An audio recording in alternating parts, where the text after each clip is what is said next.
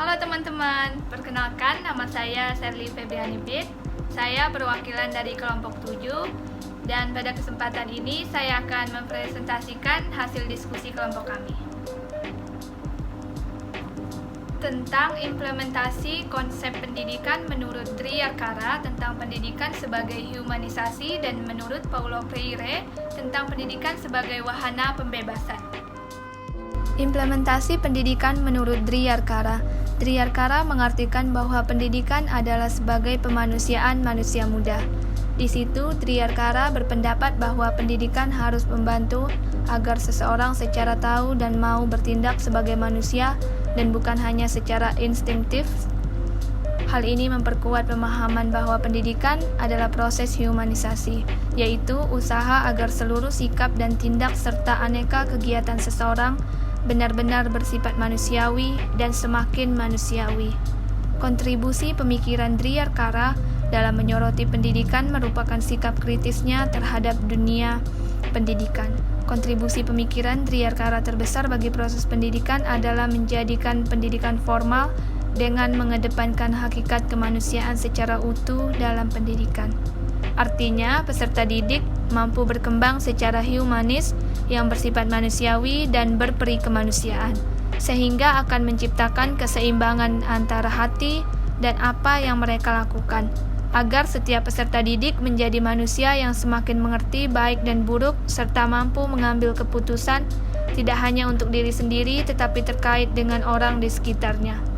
Karena humanisme sebagai filsafat pendidikan artinya suatu visi yang melihat manusia sebagai yang bermartabat dan luhur.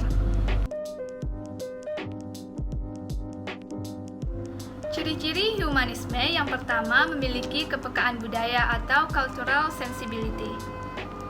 Diwujudkan dalam menghargai pluralisme dan multikulturalisme, dapat diartikan bahwa Indonesia merupakan negara yang mempunyai multi etnis, memiliki kebudayaan, dan masyarakat beragam. Yang kedua, memperhatikan tantangan sejarah atau historically attentive. Artinya, pendidikan harus mampu mengikuti perkembangan zaman, supaya dapat bertahan terhadap segala macam perubahan karena arus globalisasi. Karena perubahan tersebut dapat mencabut kita dari akar-akar kebaikan yang telah diajarkan dalam pendidikan di Indonesia. Maka dari itu, harus ada kolaborasi yang seimbang dari pendidikan dan kebudayaan untuk bisa memastikan bahwa keberadaan identitas nasional kita tidak hilang. Yang ketiga, mampu memperkasai berbagai terobosan dan inovasi serta menemukan makna baru dalam berbagai dimensi kehidupan atau philosophically creative. Hal ini dimaksudkan supaya peserta didik mampu meningkatkan karakter dirinya sehingga mampu dijadikan contoh sebagai representasi dari kepribadian nasional. Pendidikan dianggap mampu melahirkan orang-orang yang memiliki intelektual tinggi. Jika kita ungkit kembali perkataan Triarkara mengenai tujuan manusia sebagai proses memanusiakan manusia, maka perhatian dan pendidik adalah menjadikan anak didik ini sebagai manusia yang memiliki karakter bangsanya. Pendidikan berada pada semangat menciptakan kebudayaan dan berakhir kepada lahirnya sosok manusia yang mampu mengkarakterkan dirinya sesuai dengan cita-cita bangsa. Yang keempat, memiliki keunggulan akademik dan sekaligus memiliki kepedulian kepada keadilan dan ketidakadilan atau academic excellence and sensitivity to justice and injustice. Pada ciri humanis keempat ini, peserta didik diharapkan tidak hanya pandai dalam akademik saja, akan tetapi peserta didik diharapkan memiliki sikap-sikap welas asih yang mampu peduli pada lingkungannya, membedakan yang benar dan salah, dapat bersikap arif serta bijaksana, menjunjung tinggi moralitas, memiliki kejujuran dalam berperilaku sehari-hari, menerapkan nilai-nilai demokrasi, keadilan, dan kemanusiaan agar mampu menghadapi setiap kondisi dan permasalahan yang terjadi di lingkungan masyarakat, negara, dan dunia. Memperhatikan pentingnya pendidikan di atas, maka dapat diartikan bahwa pendidikan humanis merupakan proses interaksi antara pendidik dan peserta didik secara positif dan dinamis serta mengikuti kaidah-kaidah yang berlaku. serta menjadi peserta didik yang mampu mengembangkan potensi diri sehingga menghasilkan insan yang tidak hanya cerdas dan mampu bersaing dalam intelektualnya, namun juga dalam kemanusiaannya.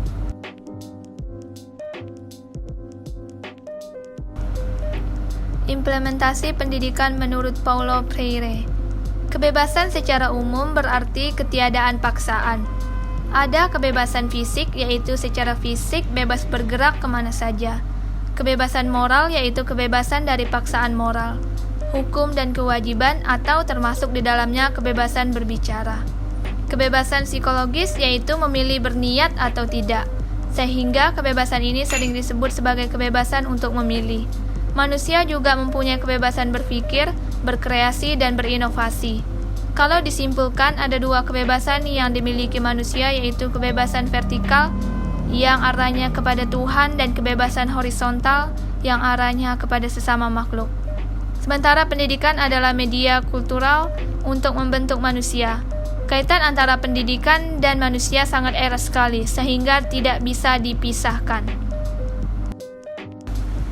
Keprihatinan Freire terhadap kaum tertindas atau oppressed telah mendorong dirinya untuk mengantisipasi persoalan tersebut demi masa depan kemanusiaan. Menurutnya, kaum tertindas yang menginternalisasi citra diri kaum penindas dan menyesuaikan diri dengan jalan pikiran mereka akan membawa rasa takut yang berat. Padahal kebebasan menghendaki mereka untuk menolak citra diri tersebut harus menggantinya dengan perasaan bebas serta tanggung jawab. Kebebasan hanya bisa direbut, bukan dihadiahkan, kata Freire. Kebebasan tentu ada batasnya. Kebebasan memiliki batasan-batasan tersendiri, tergantung persoalan yang dihadapi oleh kaum tertindas. Karena jika kebebasan tidak diiringi dengan batasan-batasan tertentu, justru akan berbenturan dengan hak-hak orang lain, yang pada akhirnya akan menimbulkan anarkisme. Pendidikan pembebasan menurut Freire merupakan proses bagi anak manusia untuk menemukan hal yang paling penting dalam kehidupannya, yakni terbebas dari segala hal yang mengekang kemanusiaannya menuju kehidupan yang penuh dengan kebebasan. Secara ringkas dapat kita pahami, pendidikan pembebasan adalah pendidikan yang membawa masyarakat dari kondisi masyarakat kerucut atau submerged society kepada masyarakat terbuka, open society. Sekian dari kelompok kami, kurang dan lebihnya mohon dimaafkan. Terima kasih.